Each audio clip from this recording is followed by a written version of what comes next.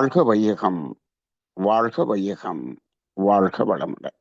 குரு வாழ்க, குருவை துணை. குருவின் மலரடி போற்றி.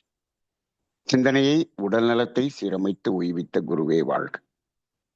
தியானமே யோகம், யோகமே ஞானம்.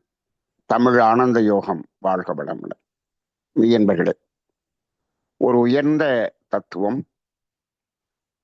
அதாவது அகத்தாய்வு தற்சோதனை என்பதின் இறுதியிலே செய்யக்கூடிய ஒரு தத்துவம் தான் இந்த நான் யார் என்ற தத்துவம். இந்த நான் யார் என்பதை எண்ணமாராய்தல், ஆசை சீரமைத்தல், சினம் தவிர்த்தல், கவலை ஒழித்தல் என்ற அகத்தாய்வுக்கு நிறைவாக இதை கொடுக்கப்பட்டிருக்கிறது. ஏன் இதற்கு முன் இது கொடுக்கப்படவில்லை என்பது ஆழ்ந்து சிந்தித்து நாம் புரிந்து கொள்ள வேண்டிய ஒன்று. இப்போ இன்றைய தலைப்பிலே நான் யார் என்பதை ஒரு எளிதாக புரிந்து கொள்வதல் என்பது தலைப்பு. நான் யார், ஒரு எளிய புரிதல். இப்போ இது ஒரு புரியாத ஒரு தத்துவமாக இருந்த ஒரு தத்துவத்தை எளிமையாக புரிய வைத்தது வேதாத்ரி மகரிஷி அவர்கள். இப்போ இது ஒரு எளிய புரிதல்ங்கிறதுனால எல்லாரும் புரிஞ்சிருப்போம். இப்ப இந்த இடத்துல ஏன் அகத்தாய்வு என்ற அந்த 4 தலைப்புகள், அதற்கு முன் வாழ்க்கை தத்துவம் என்ற தலைப்புகளுக்கு பின்னால் இந்த நான் யார் என்பது வந்தது என்பது நாம் சிந்திக்க வேண்டிய ஒன்று. இப்ப இந்த மாதிரி அகத்தாய்வு எதுவுமே கொடுக்காம நான் யார் அப்படியே டைரக்டா போய் அதை ஆய்வு செய் என்று சொல்வதுதான் ரமண மகரிஷி கொடுத்த பயிற்சியாக இருக்கிறது. இப்பொழுதும் ஆத்ம விசாரணை என்று பயிற்சி எல்லாம் நடத்தி கொண்டிருக்கிறார்கள், ரமண மகரிஷியினுடைய அந்த ஆத்ம விசாரணை என்று. இப்போ அகத்தாய்வு என்பதை செய்யாமல் ஆத்ம விசாரணை மட்டும் செய்யும் பொழுது அது பலனளிக்குமா என்று பார்த்தால், அதை சிந்தித்து பார்த்தால், இப்போ நான் யார் என்பதை எளிய முறையில் சிந்திக்கும் போது இந்த உடல் நான் அல்ல, இது எனது உடல், எனது மனம், எனது உயிர் என்று இது எல்லாவற்றிலும் எனது என்ற ஒரு வார்த்தை வந்தது. அப்ப எனது என்று சொல்வதனால் அது நான் அல்ல என்று ஆய்வு செய்து நான் என்பது அறிவு என்பதை அங்கு கண்டு உணர்ந்து கொண்டோம். இப்போ இந்த உடல் என்பதே எனது என்று தொடங்கினோம் அல்லவா? முதல்ல எனது பெயர் என்று சொல்லி அடுத்து எனது உடல் என்றுதான் இந்த ஆய்வை தொடங்கினோம். இப்போ இந்த உடலாக இருக்கக்கூடிய மனிதனுக்கு இந்த உடைமைகள் என்று பொருள் தொடர்பும் உறவுகளின் தொடர்பும் புறத்தில் இருக்கிறது அல்லவா? புறத்திலே ஒவ்வொரு மனிதனும் பொருள்களோடும் உறவுகளோடும் தொடர்பு கொள்கிறோமே. இப்போ இவைகள் முழுவதும் எனது என்பதாகத்தானே ஆகிறது. நாம சென்ற காந்த தத்துவ பயிற்சியில நேற்று பேசும்போது கூட எனதுகளினால் வந்த நான் என்று ஒன்றை நாம் விரிவாக சிந்தனை செய்தோம் அல்லவா? ஆக இந்த பொருள்களும் உறவுகளும் எனது என்று இருக்கிறது. இந்த எனது என்ற இந்த பொருள்களும் உறவுகளும் யாருடைய எனது? யாருடைய எனது? இப்போ நான் யார் என்ற தத்துவத்தை நம்ம அறிவாகிய தெய்வம் என்று பார்த்து விட்டோமே. அப்ப அந்த அறிவாகிய தெய்வத்தினுடையது இந்த பொருள்களும் உறவுகளும் என்று சொல்ல முடியுமா? சொல்ல முடியாது, சொல்ல முடியாது. நீங்க இந்த அகத்தாய்வு என்பதை செய்யாமல் நேரடியாக ஆத்ம விசாரணை என்று நான் யார் என்று போய்விட்டால் அந்த அறிவாகிய தெய்வத்தினுடையது இந்த பொருள் என்று ஆகிவிடும். அப்ப மகரிஷி என்ன பண்றாங்க, இந்த பொருள்களும் உறவுகளும் இந்த உடலின் உடைமை, இந்த உடலினுடையது, அது இந்த மனதினுடையது கூட கிடையாது. இந்த மனதுக்கு கூட சொந்தம் கிடையாது. இந்த பொருள்கள் எல்லாம் இந்த உடலுக்காக, உடலினுடையது. அப்ப எனது என்பது இந்த உடலினுடையது என்று பார்க்க வேண்டியிருக்கிறது. அப்ப பாருங்க, தேவைகள் 3. இந்த தேவைகள் 3 என்பதை நிறைவு செய்து கொள்வதற்கு பொருள்களும் உறவுகளும். எந்த தேவைகள் 3? எதற்குரிய தேவைகள்? இந்த உடலினுடைய தேவைகள். அப்ப இவையெல்லாம் உடலினுடையது. அப்ப முதலில் இந்த உடலினுடைய உடைமைகளில் ஆன அந்த எனது இருக்கிறது அல்லவா, அதை ஆய்வு செய்து அது உடலுக்கு உண்மையாக அந்த துன்பத்தை நீக்குவதற்கு என்ன தேவையோ அந்த அளவில் அந்த பொருள்களையும் உறவுகளையும் நாம் வைத்துக்கொண்டு அதிலிருந்து விடுதலை பெறாமல் இந்த நான் யார் தத்துவத்துக்கு வந்தால் இது முழுமை பெறாது என்பதை உணர்ந்துதான் மகரிஷி அவர்கள் அந்த அகத்தாய்வு என்பதை முடிந்த பிறகு நான் யார் என்பதை கொண்டு வந்து வச்சாங்க. அப்ப அகத்தாய்வுல என்ன மாறாதலில் தொடங்கி ஆசை சிரமத்தல் வரும்போதே என்ன ஆகுது? ஆசை சிரமத்தில் என்னாச்சு? இது தேவையா? எதுக்கு? உடலின் தேவையில் இது தேவையா என்று பார்த்து அது எல்லாத்தையும் வெளியே விளக்க வேண்டியதுதான் ஆசை சிரமித்தல் என்ற பயிற்சி. அப்ப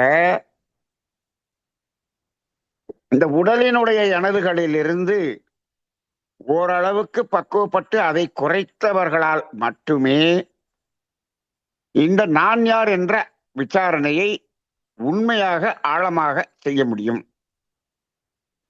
அங்கதான் இப்ப பிரச்சனை வருது. இங்க இப்போ ரமண மகரிஷி அந்த காலத்துல சொன்னார்னா, ரமண மகரிஷியிடம் இதை கேட்கக்கூடிய அளவுக்கு அருகில் செல்பவர்களே இந்த உடலினுடைய எனதுகளிலிருந்து விலகி ஒரு பக்குவப்பட்டவர்கள் மட்டும்தான் அவர்கள் அருகில் சென்றார்கள். அப்ப அவர் நேரடியாக ஆத்ம விசாரணை என்று அவர்களுக்கு கொடுத்த காலம் சரியான காலம். ஆனால் இப்போ ரமண மகரிஷியினுடைய புத்தகத்தை படித்துவிட்டு நான் யார் விசாரணை என்று பயிற்சி கொடுத்து கொண்டிருக்கக்கூடியவர்கள் எனதுகளை நிறைய வைத்துக்கொண்டு, வசதி வாய்ப்புகளை வைத்துக்கொண்டு, எல்லா வசதிகளையும் அனுபவித்துக் கொண்டு ஆத்ம விசாரணை செய்கிறோம் என்று செய்கிறார்கள் என்று வைத்துக் கொள்ளுங்கள். இப்போ ஆத்ம விசாரணை செய்து அங்கு அறிவுதான் நான் என்று உணர்ந்து கொண்டாலும் அங்க என்ன ஆகிவிடும் என்று சொன்னால், இந்த ஆடம்பரமாக நம்ம வாழ்ந்து கொண்டிருக்கக்கூடிய அந்த பொருள்களின் மயக்கத்திலிருந்து நாம விலகவில்லை என்று சொன்னால், இந்த அறிவு என்பதற்கு எது இந்த பொருள்கள் எல்லாம் அந்த அறிவினுடையது என்ற நிலைமைக்கு சென்றுவிடும். அப்ப ஒன்று அதுல 2 நடக்கணும். இந்த பொருள்களிலிருந்து ஒரு அளவு முறைக்கு வராமல் ஆத்ம விசாரணைக்குள்ள போய் உண்மையாக அந்த நான் யார் என்ற ஆத்ம விசாரணை நடந்திருந்தால் இந்த பொருள்கள் எல்லாம் நம்மை விட்டு படிப்படியாக வெளியேறக்கூடிய நிகழ்வு நடந்திருக்க வேண்டும்.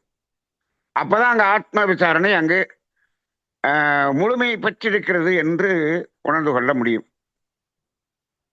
ஆனா மகரிஷி என்ன பண்றாங்க? முதல்ல இது எல்லாத்தையும் அகத்தாய்வு செய்து அதை உணர்ந்து அதிலிருந்து விலகிய பிறகு இந்த நான் யார் என்ற ஆத்ம விசாரணையை தொடங்குங்கள் என்று சொல்றார். அப்ப மகரிஷி எது சாத்தியமோ அதைத்தான் கொடுக்கிறார். அப்ப இந்த உடலினுடைய தேவைதான் இந்த பொருள்களும் உறவுகளும். அப்ப இப்ப பாருங்க, இந்த உடலினுடைய தேவையை நிறைவு செய்து கொள்வதற்கு உடல் மட்டும் நிறைவு செய்து கொள்ள முடியுமா என்று சொன்னால் முடியாது. அதற்கு எது உதவ வேண்டும்? மனமும் உயிரும் உதவ வேண்டும். இந்த உதவியோடு தான் இந்த உடலின் தேவையை நிறைவு செய்து கொள்ள வேண்டும். அது உதவிதான் செய்ய வேண்டுமே தவிர அதனுடைய தேவை அல்ல அது. அதே போல மனதினுடைய தேவை என்று வரும்பொழுது அதற்கு உடலும் உயிரும் ஒத்துழைப்பு கொடுக்க வேண்டும். அடுத்து உயிரினுடைய தேவை என்று வரும்பொழுது அதற்கு மனமும் உடலும் ஒத்துழைப்பு கொடுக்க வேண்டும். இப்படிதான் இருக்கு. அடுத்து அந்த உயிரினுடைய தேவையை நிறைவு செய்வதற்கு இந்த உடலுக்குள்ளாக இந்த உயிர் இருக்கும்போதுதான் அதை நிறைவு செய்ய முடியும், இல்லாட்டி முடியாது. அப்ப உடல் தேவைப்படுது இல்லையா, மனதினுடைய உதவி தேவைப்படுது இல்லையா, எல்லாமே உதவிதான் தேவைப்படுகிறது. அப்ப இப்ப எப்படி பார்க்கணும்னா, ஒவ்வொன்றினுடைய தேவையையும் நிறைவு செய்து கொள்வதற்கு உதவி செய்யக்கூடியதுதான் மற்ற இரண்டும் என்ற ஒரு ஒருங்கிணைந்த ஒரு பார்வை நமக்குள் வர வேண்டும். அப்ப இது உண்மையான தேவை எது, அது நேரடியான தேவை யாருக்கு, அதுக்கு உதவி செய்வது யார் என்ற புரிதல் வரும்பொழுதுதான், அந்த பக்குவம் வரும்பொழுதுதான் நாம் அடுத்த நிலையாகி இந்த நான் யார் என்பதில் நாம் வெற்றி பெற முடியும். சும்மா நம்மளும் இந்த எளிய புரிதல் என்று நான் அறிவாகிய தெய்வம் என்று உணர்ந்து கொண்டோம் என்று சொன்னால், அந்த உணர்ந்து கொண்ட நிலையில் நாம் வாழ்வது என்பது எப்படி இருக்கும்? அது ஒரு ஒரு ஞான நிலையில் வாழக்கூடிய ஒரு வாழ்க்கை அல்லவா? அப்ப இது எல்லாத்தையும் நாம சும்மா ஒரு புரிதலுக்காக, தெளிவுக்காக, இதை நம்ம புரிந்து கொண்டு பிறருக்கு சொல்வதற்காக என்ற அளவில் தான் இப்பொழுது நாம் இதை செய்து கொண்டிருக்கக்கூடியதாக இருக்கிறது. ஆனால் அப்படி அல்ல.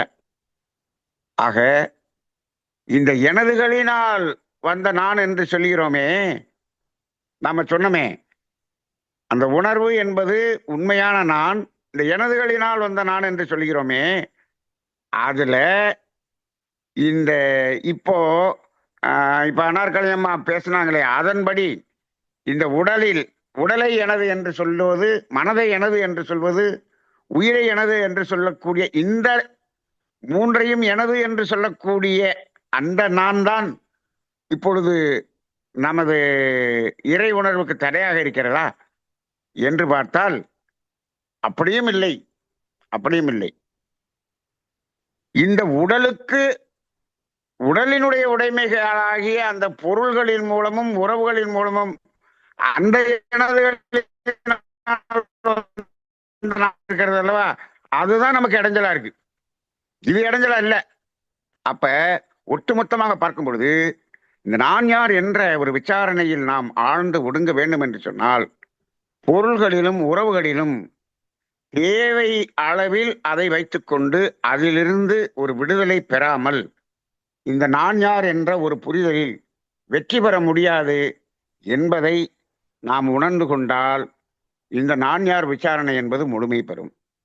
அதனால நான் யார் விசாரணை என்று மட்டும்